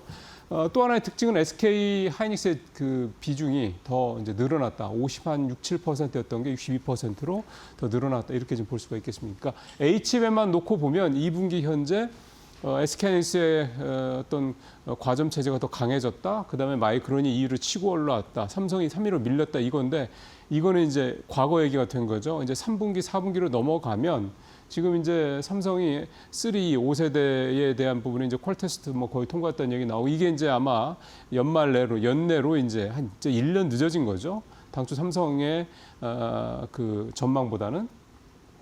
그러니까 어쨌든 연말에 이제 올해 안으로 5세대가 이제 엔비디아 진입을 할 것 같고 내년에는 당연히 이제 HBM4 얘기가 나오고 이러다 보니까 내년에는 역시 이제 2위와 3위의 이 경쟁이 더 치열해질 수 있겠습니다만 2, 3위가 바뀔 수 있다는 말씀이죠. SK하이닉스의 이 점유율 62%도 좀 줄어들 가능성이 높다. 이렇게 이제 HBM 현재 상황은 좀 그렇다. 그리고 삼성이 이제 HBM 시장에서 밀렸다가 올해 3분기를 기점으로 이제 다시 2위로 치고 올라가려고 여러 가지 애를 쓸 거다. 이런 내용, 이 정도만 일단 보고 넘어가시죠. 중요한 건 사실 이 내용입니다. 서버용 HBM, 그러니까 서버용 레거시와 HBM 수요가 폭증을 하고 있다. 그래서 4분기 디램 값이 최대 18%가 오를 것이다. 이 얘기입니다.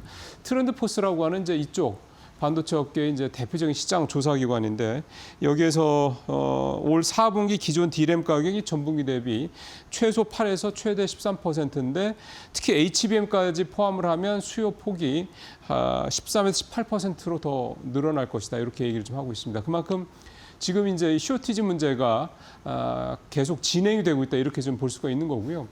이 쇼티지 문제, 즉 공급 부족 사태가 언제까지 갈 거냐 이거에 대해서 일단 현재까지 나온 내용들 저도 텔레그램이나 유튜브나 블로그들 종합해서 보면 최소 내년 상반기까지는 이 추세가 크게 변하지 않을 것이다라는데 일단 대체적으로 내용들이 좀 일치를 하고요. 길게 보는 데가 내년 하반기까지, 그러니까 이때면 26년까지 내내 이런 메모리와 HBM의 쇼티지가 있을 것이다 이렇게 좀 보고 있습니다. 쇼티지가 나는 이유는 메모리나 그 레거시 같은 경우는 지금 HBM에 이 3사가 집중하다 보니까 HBM은 기존 레거시에 비해서 한 3배 정도의 어떤 그 자원이 필요합니다. 뭐 웨이퍼도 그렇고요. 다른 것들이 다. 근데 수율이 아무래도 레거시보다는 HBM이 좀 덜하죠. 예를 들어서 하이닉스가 좀 제일 높아도 70, 80%, 80% 정도. 삼성이나 마이크론은 그보다 낮고. 그러니까 이제 버려지는 게 많다 보니까 비용은 많이 들어가는데 나오는 물건 개수는 적은 거죠. 근데 여기다 자원을 좀 총 집중을 하다 보니까 예를 들어 웨이퍼만 놓고 보더라도 HBM에 집중되면 당연히 레거시 쪽으로 갈 웨이퍼의 양이 줄어들 수밖에 없습니다. 그러면 이제 증설을 할 수 없는 상황에서 이쪽에 자원들이 다 한쪽으로 몰리다 보니까 당연히 레거시 쪽에 뭐 D램하고 낸드 쪽은 웨이퍼조차도 이제 만들 수 있는 웨이퍼조차도 제한이 되는 거죠. 그러니까 공급이 계속 부족할 수밖에 없는 상황입니다. 그런 상황에서 AI 데이터 센터 이 D램과 그 다음에 낸드 플래시의 수요가 확 늘어나니까 여기서 쇼티지가 자꾸 발생을 하는 거죠. 그리고 특히 이제 낸드 같은 경우는 증설도 거의 못 합니다. 여기서 사실 증설은 리스크가 크기 때문에 못하다 보니까 계속 이 쇼티 상태가 지속될 수밖에 없다. 그래서 지금 낸드 같은 경우도 기존의 HDD, 이 싼 HDD 쪽에서 ESSD 쪽, 그러니까 엔터프라이즈 ESSD 쪽으로 이게 비싸지만 그쪽으로 좀 수요가 가고 있다는 얘기도 어쩔 수 없으니까 구할 수가 없으니까 그런 얘기가 되는 거죠. 그래서 이런 쇼티지 현상은 내년 상반기까지 적어도 진행이 되니 지금 반도체에 대해서는 요즘에 최근 좀 주춤하고 소부장도 좀 따라갔더니 주가가 좀 떨어진다 이렇게 하더라도 너무 걱정하지 마시고 기다리시면 되지 않을까 이렇게 생각이 합니다. 세 번째 또 혹시 반도체 얘기 하나 더 하면요.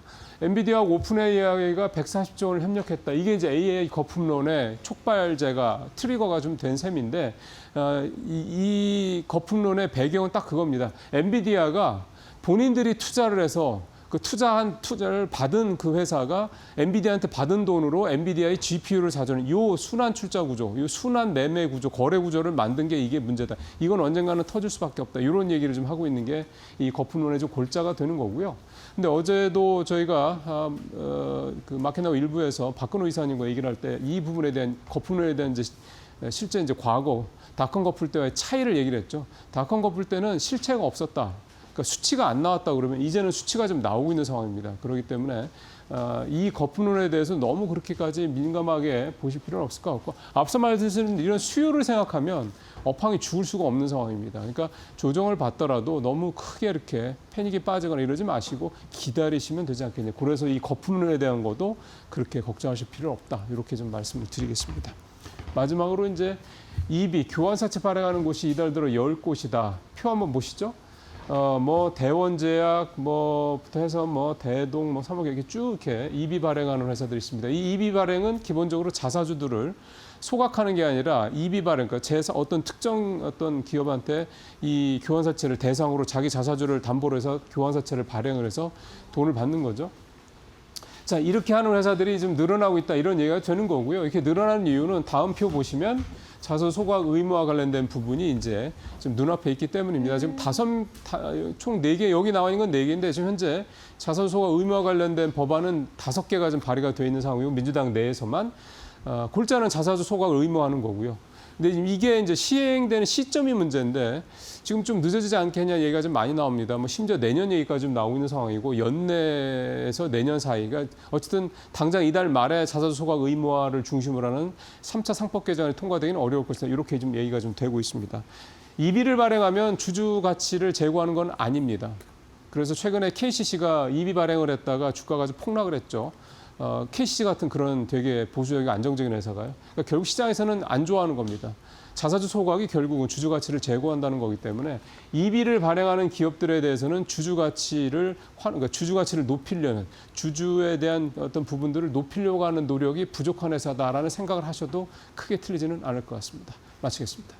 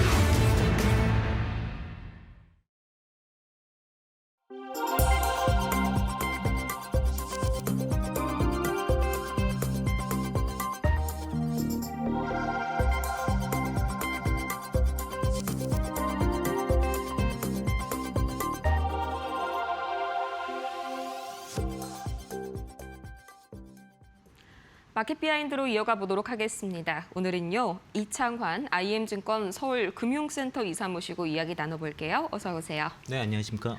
네, 이 드디어 추석 연휴가 얼마 남지 않았는데 이번 기회를 통해서 다시 한번 지금까지의 경제 상황을 좀 돌아보는 것도 좋은 기회인 것 같습니다. 우선 이재명 정부의 이 기업 밸류업 프로그램, 사실 본격적으로 이 밸류업이 시동을 건 건 작년 전 정부부터였지만 사실상 그때 당시에는 이제 글로벌 자금이 미국 쪽으로 쏠리는 그런 결과가 나타났었죠. 현재 상황은 어떨까요?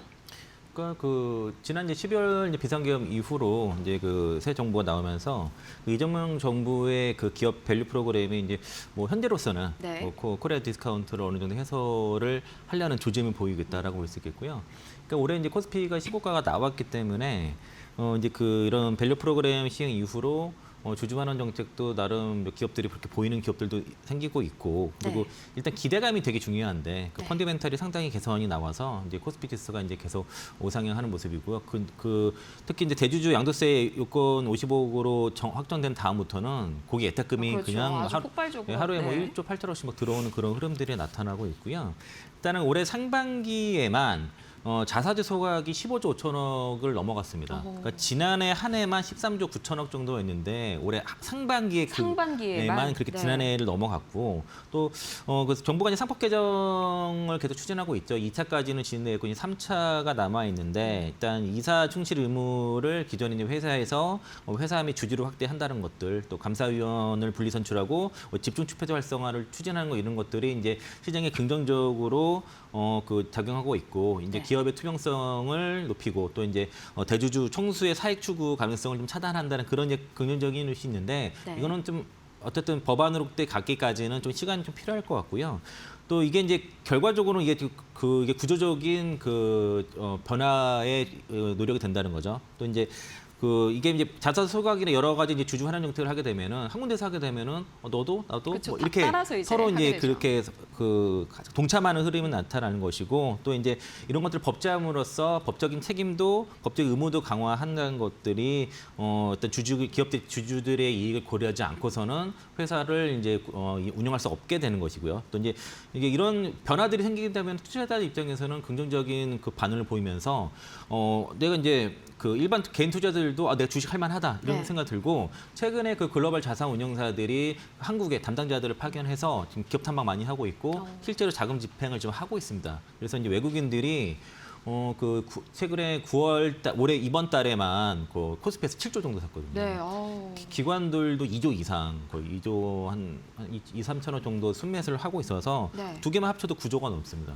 환율은 상당히 좀 부담스러운 구간인데도 역시나 가장 중요한 거는 국가 자체의 펀더멘탈이 아닐까 싶네요. 이 높은 확률도 상당히 지금으로서는 큰 허들이 되지 않은 것 같습니다. 그러니까 환율이 이제 1,400원을 넘어가는 상황에서는 이제 약간의 이제 매도 압력은 좀 있을 수 있는데, 네. 시장이 지금 워낙 유동성이 좀 풍부하기 때문에 그런 것들 충분히 버텨낼 수 있다고 보겠고요. 그러니까 지금 장세가 미국 시장뿐만 아니라 국내 증시도 지금 미국은 M2가 지금 사상 최대치를 넘어갔고요. 네. 지금 유동성 자체가 지금 고기 예탁금 74조가 넘어간 상태에서는 이거는 조정받는다고 해서 겁낼 필요는 없고, 이거는 이제 조정이 어느 정도 나온다고 하면은 네. 9월 24일에 첫 조정 나왔는데, 추가적인 조정일 때는 이제 매수 기회를 보시겠고요.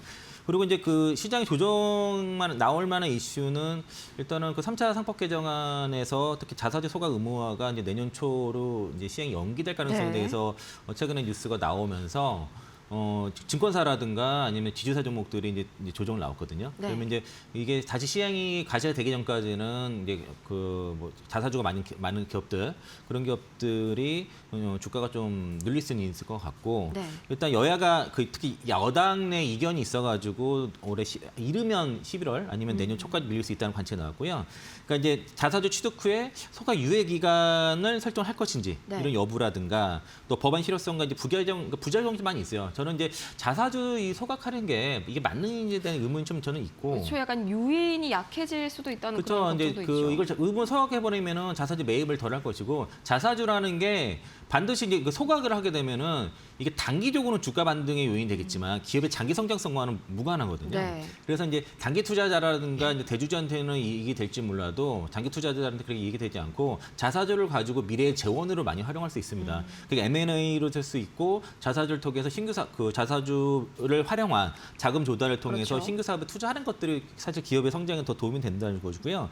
그러니까 쟁점은 강경파 입장에서는 자사주를 전량 신속 소각을 의무화를 주장을 하고 있고 또 온건파 쪽에서는 강제 소각보다는 처분 절차의 공정성 확보라든가 어떤 지배력 악용에 대해서 그런 것 방지하는 것 쪽에 그러니까 네. 너무 강경하게 가지 말자는 쪽이고요. 이게 서로 좀 부딪히는 상황이라고 볼 수 있겠고 또 EB 이슈가 좀 있습니다. 그러니까 네, 자사주 그렇죠. 요새 소각 정말 많이 좀 어제 네. KCC도 관련 이슈로 좀 급락이 나오지 않습니까? 네. 네. 그러니까 이제 그 EB 같은 경우도 자사주 소각 의무화 전에 자사주를 활용할 수 있는 네. 이제 그나마 이제 좀 주주의 가치를 훼손을 덜하는 방식으로 좀 하고 있는 거고 네. 어쩔 수 없는 선택일 것 같습니다. 회사 입장에서는 제가 아까도 말씀드린 것처럼 자사주라는 거는 기업의 미래 재원으로 많이 활용할 수 있는 건데 그렇죠. 이를 강제화시키는 거는 그 소각을 강제시키는 거는 저는 좀 개인적으로 좀 반대하는 입장이고요. 네. 그래서 이게 이제 이런 그 전에 이제 이런 막아되지 않냐 그런 이슈도 있고 이게 EB를 발행을 하는 거는 당분간 좀 법적으로 막을 방법이 없어서 그렇죠. 이게 구조적으로는 현재성으로는 강제할 수 있는 방안은 없다는 말씀이시죠? 그렇죠. 이제 자사주 소각이 된 이후로 EB 발행을 하기가 어렵거든요. 네, 그래서 이제 그렇죠. 그 전에 많이들 하려는 거여서 그래서 이제 일단은 그 앞으로 3차 상법 개정안에 들어갈 자사주 소각 의무화 내용이 그러니까 소각 의무 될 것인지 아니면 유예 기간이 있는지가 좀 중요할 것이고 네. 저는 유예 기간이 필요하다고 보는 입장이고요. 그리고 이 발행 규제를 어떻게 할 것인지 언제 실행할 것인지 이런 시점 문제와 그리고 그 기업의 자사주 환원 정책을 어떻게 잘 설계를 잘 하는 게 중요하다고 볼 수 있습니다.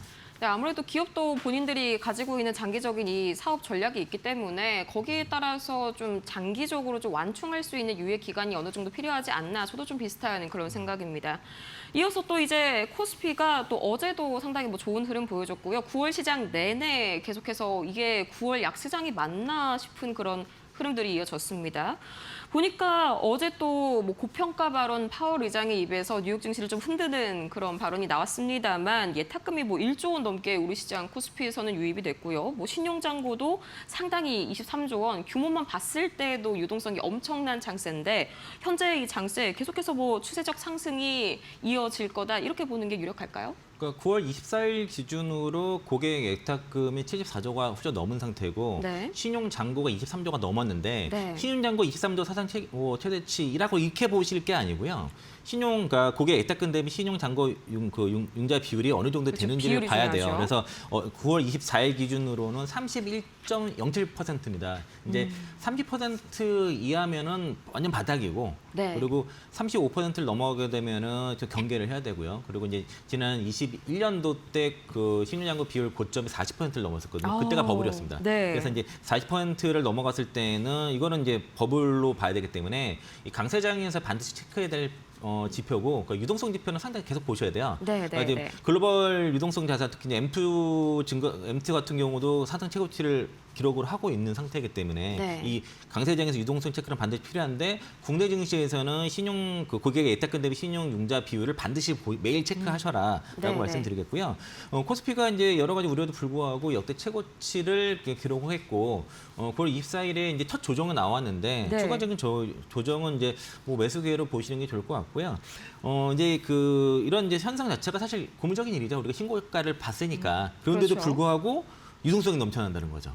아직까지는 네, 신고가인데도 계속해서 유동성이 장세가 넘쳐나다. 이어지고 그러면 있다. 이제 장은 더 간다는 걸 볼 수 있겠고요. 제가 아까 처음에 말씀드린 것처럼 9월 달에 외국인들이 코스피에서는 7조 이상, 기관들이 2조 이상을 순매수를 했고 연준의 금리 인하도 일단은 뭐 호재로 반영하고 있죠. 네. 근데 기존에 이제 연 2회에서 시장의 예상치 기대치만큼 연 3회로 이제 FOMC에서 그 보고서에는 언급이 된 상태인데 아마 이제 연준 위원마다 금리 인하에 대한 뭐 횟수 이런 것에 이견이 네, 좀 다소 있어서 간의 차이가 있죠. 그런 부분들이 계속 노이즈가 되면서 조정의 빌미는 될 것이고 코스피가 이제 신고가를 갈 경우에는 최소 4개월에서 8개월간 네. 상승이 나왔다는 그 통계치가 있고 신고가 돌파 이후에 평균 26.2%의 상승이 나왔다는 네. 그런 그 통계가 있기 때문에 이게 일시적인 고는 아니다, 상승은 아니다라고 그렇게 많이들 생각을 하고 있고 이제 워낙 풍부한 대기 자금이 있기 때문에 조정은 매수 기회를 삼는 사람들이 많을 거라 보고 있습니다. 또 이제 정부의 이제 우호적인 정책, 그러니까 이제 대주주 양도세 이슈를 10억 원이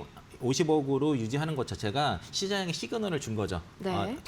주식시장 계속해서 좀 불쏘시개로 작용이 됐죠. 의향이 있고 머니무브에 대한 정부의 의지가 있다는 것이고 여전히 뭐 기업 밸류 프로그램에 대한 기대감은 여전하기 때문에 그래서 이제 이재명 대통령이 국정복귀는 지능순이라는 이런 언급까지 해서 네. 뭐 기대감이 많이 높아진 상태고요. 특히 이제 이게 기대감만 정부 정책이나 기대감만 있는 뿐만 아니라 국내 증시 특히 코스피 입금 종목들은 지금 삼성전자나 SK하이닉스거든요. 그러니까 AI 반도체 섹터의 폭발적인 성장, 특히 AI 반도체 슈퍼사이클, 메모리 반도체마저도 빅사이클을 언급되는 상황에서는 이제 삼성전자 제가 이제 그 HBM 쪽에서는 안 좋게 말씀을 드렸지만 주가는 네. 안 빠질 것 같다. 10월 초까지는 주가는 그래서 이제 올라갈 것 같다는 말씀드렸던 건데 메모리 시장만으로도 뭐 영업이익 내년 30조를 얘기를 하니까 네. 삼성전자, SK하이닉스 특히 이제 뭐 저는 SK하이닉스는 조정이 좀 나오면 더 담아되지 않나 그런 관점이고 그리고 수출 데이터도 관세에 불구하고도 아직 나쁘지 그렇게 않다 양호하게 나온 것들이 이게 펀더멘탈도 시장의 예상보다 괜찮은 모습이고요. 지금은 해서 관세 협상 때문에 조방원이 좀 특히 조선주가 쉬는 과정에서 지금 반도체가 글로벌 증시에 지금 네. 우리나라뿐만 아니라 전 세계 글로벌 증시에 좀 주도주 역할을 하고 있다고 볼 수 있겠습니다. 네, 사실 그 자리를 AI 반도체가 좀 잘 메꿔주고 있다 지금 이런 분위기인데 또 이번 강세장이 개인적으로 좀 다행인 게 이게 뭐 일부 대형주에 의한 강세장이긴 하지만서도 이게 막 완전히 맹목적인 그러니까 묻지마 유동성 장세도 아니지 않습니까? 우리도 확실히 실체가 있는 이 AI 반도체 이슈가 크게 좀 우리 증시를 끌고 있는데 그럼에도 불구하고 계속해서 이 AI 거품론이 반복적으로 나오고 있습니다. 뭐 시장은 조정에 따른 그런 명분이 필요하다 이렇게 보는 시각인데 이번도 마찬가지로 그냥 그렇게 넘기면 될까요? 그러니까 수요와 공급 관점에서 예를 들면 공급 쇼테지라고 했을 때는 이게 좀 일시적일 수 있는데 네. 지금은 이제 공급보다 수요가 더 워낙 많기 때문에 일어난 공급 부족이거든요. 그렇죠. 그래서 이제 이 수요가 견조한 이상 그 뭐 이 반도체 양세는 좀 더 올해 생각보다 더 장기 사이클이 될 가능성이 있고 네. A 반도체 수요와 이런 업황 자체가 워낙 호조라서 특히 이제 SK하이닉스 같은 경우는 예체만으로도 지금 엄청난 실적을 보이고 있고 직접적으로 엔비디아의 수혜가 되는 모습이고요. 그렇죠. 그러니까 글로벌 반도체 업황 자체가 디램 시장도 올해 내년 사상 최대 시장이 될 거다. 사상 최대 규모가 될 거라는 긍정적인 뷰가 나오다 보니까 삼성전자마저도 좀 그러니까 네. 시가라기보다 지금 8만 원을 넘어가서 이제 뭐 8만 5천 원 이렇게 찍고 막 이랬고요.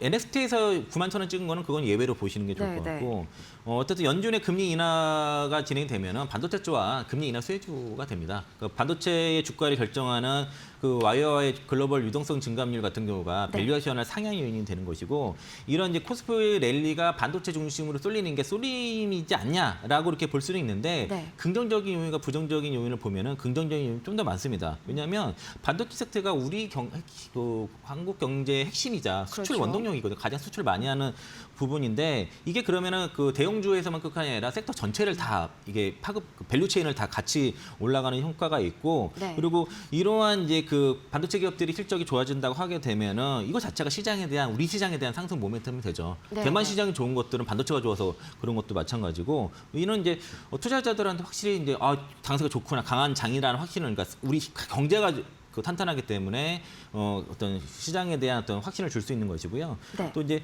이런 이게 단순히 주가뿐만 아니라 이제 국내 증시, 그러니까 경제에 대한 어떤 낙관론도 확산시키는 그런 효과가 있는 것입니다. 다만 사실 우리 경제 정체성 자체가 현재 반도체를 근간으로 하고 있다라고 봐도 무방하기 때문에 그런 측면에서는 오히려 긍정적인 그런 부분들이 훨씬 큰 것 같습니다.